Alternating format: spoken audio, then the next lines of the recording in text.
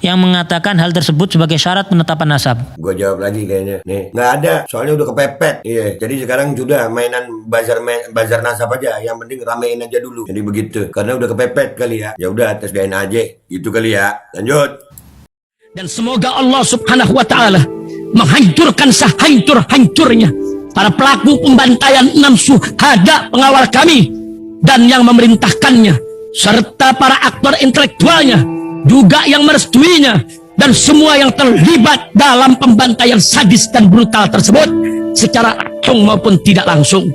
Allahumma dammirhum tadmira waqtulhum badada wala tughadir minhum ahada ya qawi ya matin ya muntaqim amin ya rabbal alamin. Allahu Akbar. Allahu Akbar.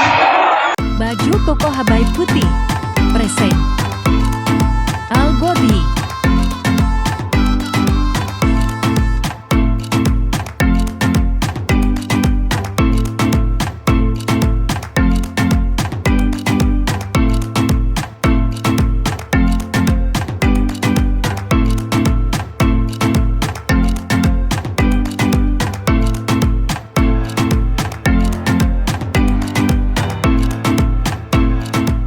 Assalamualaikum warahmatullahi wabarakatuh. Welcome back, selamat datang lagi di channel Babe Aldo bersama gue Babe Aldo, YouTuber rakyat biasa yang tetap santai, tetap sehat, dan jangan lupa ngopi. Bismillahirrahmanirrahim. Alhamdulillah rabbil alamin, wassalatu wassalamu ala sayyidil mursalin sayyidina Muhammadin wa ala alihi washabihi ajmain. Rabbi shrah li sadri wa yassir li amri wahlul 'uqdatam min lisani yafqahu qawli bi nabi wa ali. Salam revolusi akhlak, semangat revolusi akhlak. Semoga akhlak kita jadi lebih baik hari ini dibanding kemarin. Panjang umur, perjuangan merdeka, Allahu Akbar. Salam sejahtera bagi seluruh rakyat Indonesia dimanapun kalian berada. Semoga kalian semuanya dalam keadaan sehat walafiat, tidak kurang suatu apapun. Dan mudah-mudahan kalau ada yang sakit dari kalian, insya Allah itu menjadi sakit menghapus dosa, penambah pahala, sakit yang insya Allah segera disehatkan oleh Allah Subhanahu Wa Taala dalam sehat yang manfaat. Amin ya rabbal alamin. Oke guys, konten kita kali ini kita masih ngebahas tentang nih ada hubungannya sama makhluk-makhluk ini ya. Orang-orang yang bazar-bazar nasab ini kan yang merasa dengan adanya Imaduddin dan Fuad Pleret yang masalah tes DNA macam, mereka merasa paling ilmiah. Kalian mau percaya sama mereka ya silakan. Kan tetapi kali ini kita mau ngebahas, ini ada rilis resmi dari Robitoh ya. Ini kita reaksi sama-sama, kita dengerin sama-sama. Bebas-bebas aja kalian mau ngikutin makhluk-makhluk ini ya terserah. Mau ngikutin Robitoh juga terserah. Alhamdulillah sampai hari ini Robitoh ya apa ya? Baik, alhamdulillah majelisnya makin ramai aja, nggak ngefek. Nggak ngefek yang diomongin nama bazar-bazar nasab ini sampai mau jebol uratnya juga nggak ada ngefek juga, ramai di medsos doang. Kita dengerin dulu deh ini 14 menit membahas tentang ilmiah nih, secara ilmiah menurut Robitoh ya. Kalian mau percaya boleh, nggak percaya nggak apa-apa ya. Tapi kita dengerin sama-sama dulu. Bismillahirrahmanirrahim. Sejak beberapa bulan yang lalu, ada pertanyaan berdasarkan tulisan seseorang yang merasa telah membuktikan bahwa nasab habaib dari jalur Abdullah atau yang biasa disebut Ubaidillah bin Ahmad al-Muhajir terputus dari Rasulullah Shallallahu Alaihi Wasallam. Beneran gak sih? Diambil dari Risalah Ahlul Bait dan Nasab Alawiyah yang dirilis oleh Robitoh Alawiyah. Bisa di-download di website Robitoh Alawiyah di www.robitohalawiyah.org. Ajib. Bisa di-download guys. Penuduh mendasari pernyataannya dari setidaknya 2 kitab yang dijadikan hujjah, yakni Syajaratul Mubarakah yang diklaim karya Imam Fakhrur Razi dan Tahdzibul Ansab karya Al-Ubaidillah. Dikatakan bahwa dalam kedua kitab tersebut tidak ada nama Ubaidillah bin Ahmad al-Muhajir, ayah dari Alawi yang wafat abad 4 Hijriah, datuknya para Alawiyin. Bahkan dikatakan bahwa kemungkinan nama Ubaidillah adalah fiktif yang diada-adakan. Wow, yuk bedah satu-satu. Syajaratul Mubarakah diklaim sebagai kitabnya Imam Fakhrur Razi, yang mana beliau adalah imam besar Ahlu Sunnah wal Jamaah berakidah Al-Ash'ari, juga panutan para habaib.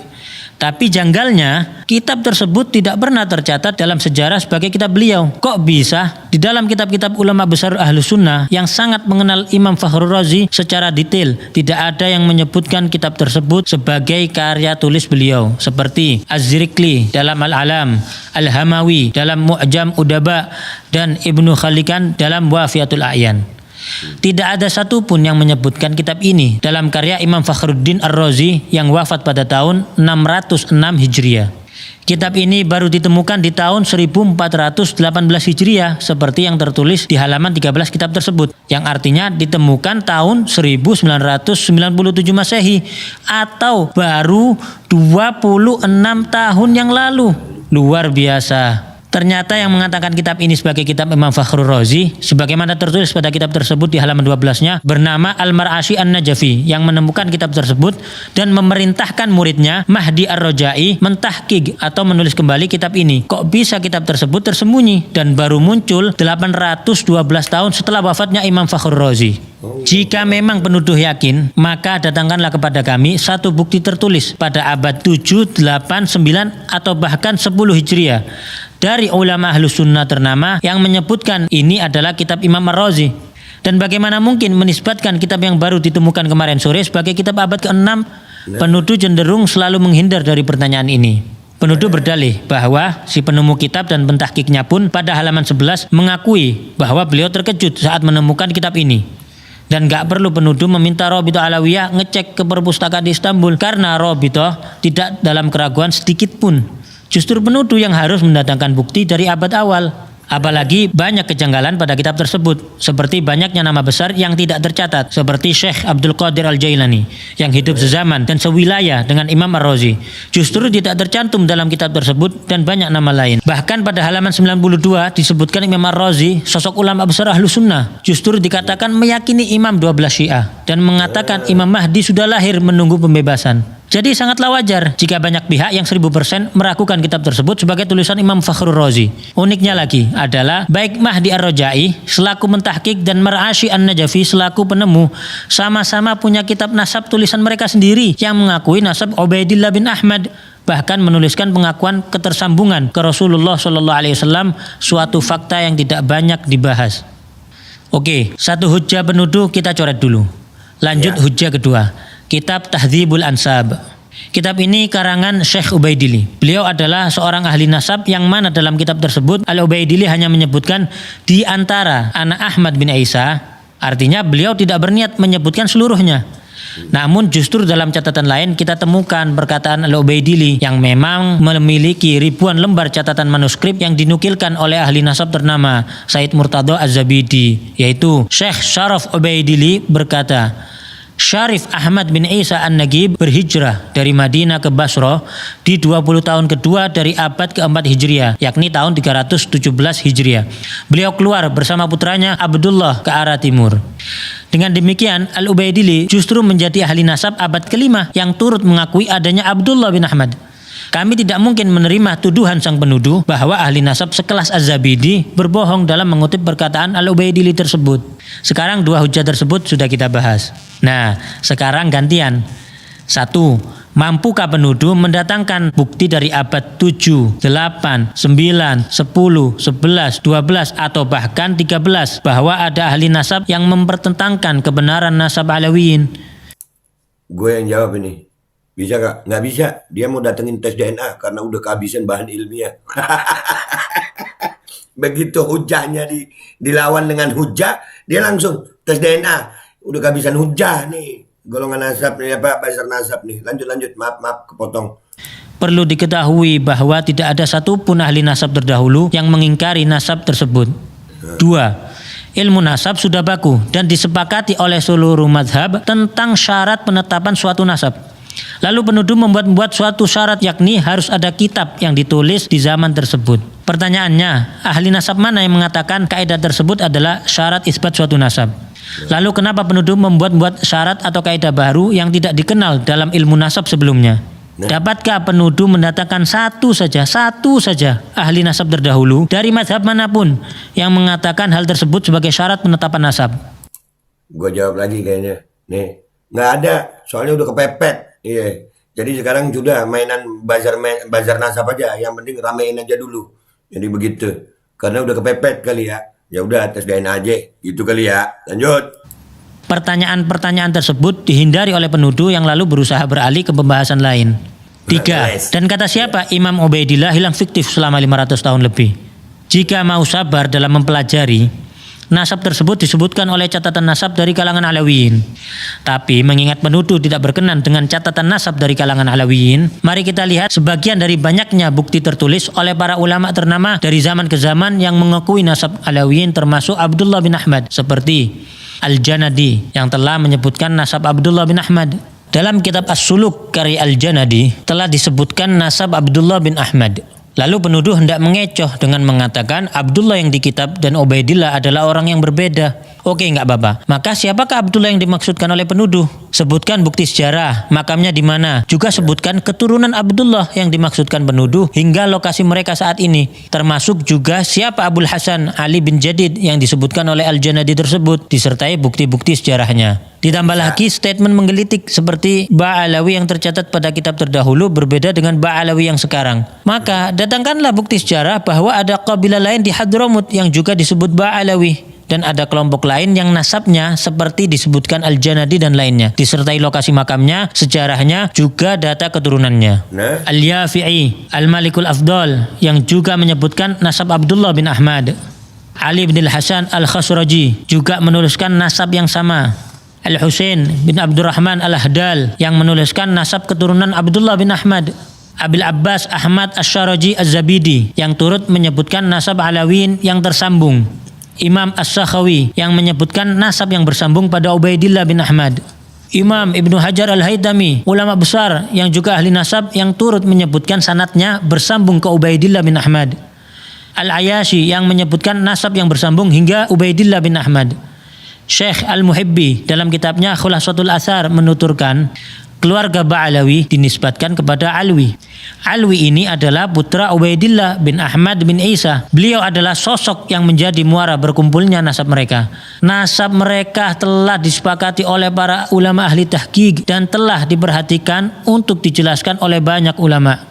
Lalu Syekh Yusuf An-Nabhani, seorang mufti besar dan guru dari para ulama Ahlus Sunnah wal Jamaah, guru dari Hadratus Syekh Hashim Asy'ari, menjelaskan dalam mukaddimah kitabnya Riyadul Jannah, sesungguhnya para sada Al-Ba'alawi telah disepakati oleh umat Nabi Muhammad sallallahu alaihi wasallam di sepanjang masa dan di setiap tempat, bahwa mereka termasuk Ahlul Bait yang paling sahih nasabnya, paling kokoh kemuliaannya, dan paling banyak ilmu, amal, keutamaan serta adabnya. Hadratus Syekh Hashim Asy'ari bahkan mencantumkan Al-Habib Ahmad bin Abdullah As-Saggaf yang merupakan salah satu pendiri Rabithah Alawiyah dalam Qanun Asasi saat pendirian Nahdlatul Ulama. Kita tentu tidak merasa perlu meyakinkan penuduh untuk mempercayai dan menghargai para ulama-ulama tersebut, karena mereka semua bagai matahari di siang hari yang dikenal luas kejujuran dan keilmuannya. Tidak mungkin para ulama-ulama besar tersebut sengaja berbohong bersama-sama dan tidak berusaha memastikan informasi yang mereka sampaikan, apalagi Rasulullah SAW menyampaikan ancaman neraka bagi yang berbohong atas nasab. Sejarah Alawiyin telah jelas disertai lokasi makam dan tempat bersejarah mereka yang terjaga hingga kini. Dapatkah penuduh sebutkan satu saja ulama atau ahli nasab terdahulu di Hadramut yang menafikan bukti-bukti sejarah tersebut? Lalu apakah catatan nasab Rabithah Alawiyah diakui ahli nasab dan Naqabah internasional? Tentunya tidak hanya sekedar surat dengan cap dan tanda tangan. Hubungan dengan ahli nasab dan Naqabah di Yaman terjalin dengan baik. Naqabah Mesir yang beberapa kali berkunjung ke Rabithah Alawiyah. Naqabah Al-Idrisi Al-Hasani Libya yang memiliki hubungan baik dengan Rabithah Alawiyah. Syekh Dr. Muhammad Asy-Syuhumi Al-Idrisi bahkan mengatakan, bisa saya katakan bahwa paling bagusnya Rabithah dari semua Rabithah yang mencatat garis keturunan anak cucu Nabi Muhammad SAW, yang paling bagus adalah Rabithah yang ada di Indonesia, yang paling teratur dan paling memiliki kesemangatan untuk memperbaiki, termasuk adanya takrir pengakuan nasab Alawiyin oleh Imam Yaman Yahya Hamiduddin, juga takrir di Hijaz yang terdapat dalam tulisan Syarif Ibrahim bin Mansur Al-Amir. Bahkan Alawiyin beberapa kali dipercaya menjadi pimpinan Naqabatul Ashraf di Hijaz, Makkah dan Madinah hingga masa pemerintahan Utsmani. Alawiyin tidak sedikit pun ditolak atau diragukan untuk memimpin para keturunan Rasulullah di Hijaz atau di Yaman oleh para ulama besar setempat dan para keturunan lainnya. Salah satunya yaitu Al-Habib Alwi bin Ahmad As-Saggaf, mufti mazhab Syafi'i di kota Mekkah pada zamannya, dan pengarang kitab Tarsyihul Mustafidin, salah satu kitab fikih rujukan para ulama dunia termasuk di Nusantara. Lalu penuduh rajin sebut tes DNA sebagai solusi. Mungkin informasi tentang fatwa larangan menggunakan tes DNA untuk nasab yang jauh belum sampai kepada penuduh, yakni yakni Lembaga Internasional Rabithah Alam Islami di Hijaz, Darul Ifta Qatar, dan Darul Ifta Mesir yang telah memberikan fatwa melarang isbat nasab jauh melalui tes DNA atau menuduh jumlah keturunan ke-38 sampai 44 sebagai tidak logis. Maka penuduh perlu melihat jumlah keturunan dari jalur keturunan Rasulullah lainnya selain Alawiyin yang ternyata juga di range yang sama. Karena coba-coba hitung pakai kalkulator ternyata justru beresiko malah jadi menafikan adanya keturunan Rasulullah Shallallahu Alaihi Wasallam. Bukti bahwa nasab tersebut sudah memenuhi syarat syuhra wal istifadhah juga tidak terbantahkan dengan tidak adanya penolakan dari abad ke abad. Juga diakui oleh para ulama besar dan ahli nasab dari masa ke masa. Tidak disebutkannya sebuah nama pada suatu kitab nasab tidak dapat diartikan orang tersebut tidak ada atau bahkan fiktif. Karena terdapat ulama dan ahli nasab thiqah lainnya yang menulis dan menambahkan. Maktab Daimi di dalam Rabithah Alawiyah ditujukan untuk melanjutkan catatan-catatan nasab dari para pencatat terdahulu kalangan Alawiyin untuk diteruskan di Indonesia demi menjaga keberlangsungan dan pemutakhiran catatan nasab tersebut. Jadi, meski didirikan tahun 1928, catatan nasab yang digunakan bersambung sanadnya dari ahli keluarga dan nasab zaman ke zaman.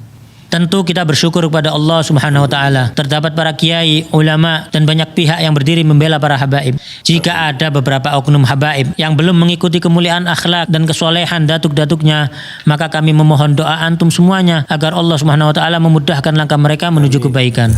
Nasab yang bagus itu bukan untuk membanggakan diri, bukan untuk meremehkan orang lain. Nasab yang bagus itu adalah tuntutan bagi kamu. Kamu harus seperti datuk-datuk kamu yang baik, yang soleh. Dulu kakek-kakek kita itu dicintai masyarakat karena kontribusi sosialnya yang nyata di masyarakat. Masyarakat menyaksikan akhlaknya yang mulia, ilmunya yang luas, kemudian bagaimana ketika duduk bersama datuk-datuk kita, mereka bisa mendapatkan solusi atas semua permasalahan hidup mereka. Kita sudah jauh berbeda dengan mereka saat ini. Bukan malah nasab itu dikapitalisasi, dijadikan kebanggaan karena tidak ada gunanya sama sekali. Anda tidak mendapatkan ini dari usaha Anda. Dan kepada para habaib yang telah berusaha melanjutkan estafet keilmuan, akhlak, juga kontribusi bermasyarakat sebagaimana datuk-datuknya, maka kami mohon doa agar mereka pun diberi kekuatan oleh Allah untuk dapat istiqamah. Rasulullah Shallallahu Alaihi Wasallam bersabda, barang siapa mengaku-ngaku nasab atau keturunan yang dia sendiri tidak mengetahuinya, maka jadi kafirlah ia kepada Allah. Dan barang siapa mengingkari nasab walaupun samar nasab tersebut, maka kafirlah ia kepada Allah. Barang siapa yang mengaku ayah kepada selain ayahnya atau bersandar kepada yang bukan walinya, maka laknat Allah juga para malaikat dan semua manusia menimpa mereka, dan pada hari kiamat Allah tidak akan menerima dari mereka baik yang fardu maupun yang sunnah. Kita justru banyak melihat kalangan Alawiyin melahirkan banyak ulama, orang-orang soleh, wali-wali besar, dan banyak yang berakhir husnul khatimah dengan wafat setelah syahadat, dalam kondisi sholat, membaca Al-Quran, maupun ibadah lainnya. Jauh dari tuduhan kaum terlaknat atau pembohong. Namun kami peringatkan, janganlah kita mencaci para penuduh, menghina mereka atau berlaku kasar pada mereka. Karena setiap manusia pasti berbuat kesalahan, dan kesalahan tidak menjadikan pelakunya terhina selama ia memperbaiki kesalahannya serta bertaubat kepada Allah Subhanahu wa taala. Semoga Allah Subhanahu wa taala memberikan taufik dan hidayah bagi kita semua, dan semoga umat ini dipenuhi rasa saling menghargai, menghormati dan saling mencintai karena Allah Subhanahu wa taala. Enggak perlu izin untuk share, download, re-upload video ini. Justru menjadi hujah bagi kamu yang telah berperan dalam menyebarkan hal ini kepada seluruh kalangan.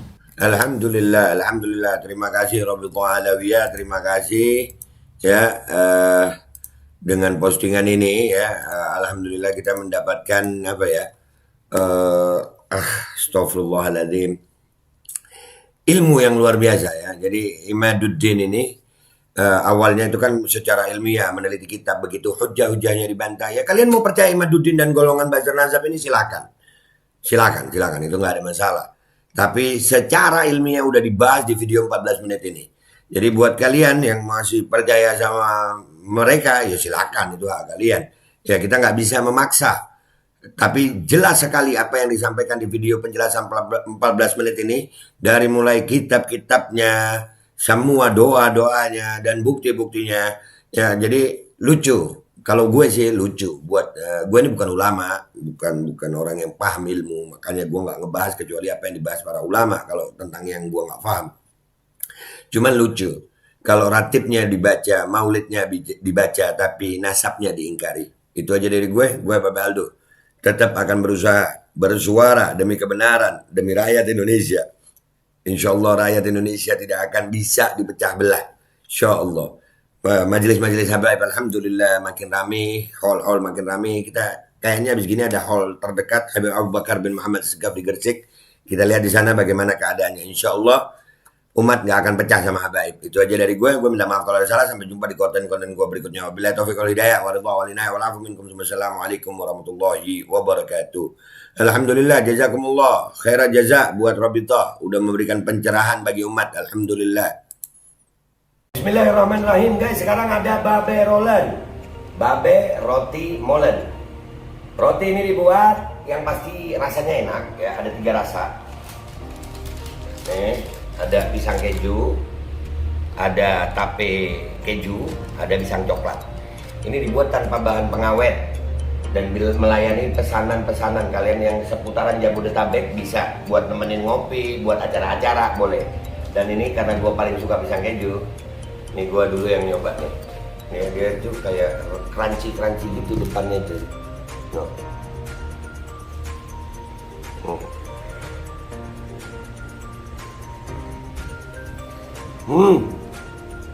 Tahu kerennya di depan nih, terus di dalamnya empuk.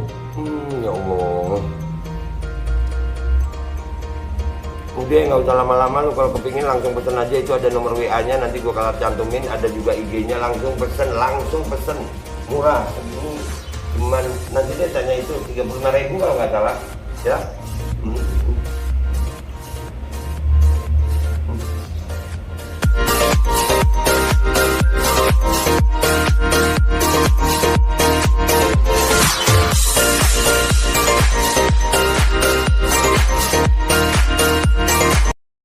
Assalamualaikum warahmatullahi wabarakatuh. Guys, alhamdulillah gue lagi di Jember dan gue dapat produsen Golden Pro MHA Vito.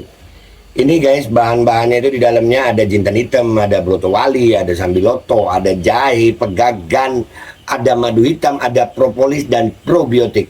Dan ini alhamdulillah gue udah berapa hari ya? 4 hari gue nyoba ini. Ini langsung aja guys, dia madunya madu hitam ya. Ya bukan madu bini, bukan madu hitam. Ini untuk obat dan untuk imunitas tubuh. Alhamdulillah kemarin gua badan-badan gak enak, gua pakai sehari 3 kali nih produk. Cuman ditetesin di bawah lidah kayak begini. Jangan lupa bismillah, tapi bismillah sama sholawat. Allahumma sholli ala sayyidina Muhammad dan sayyidina Muhammad.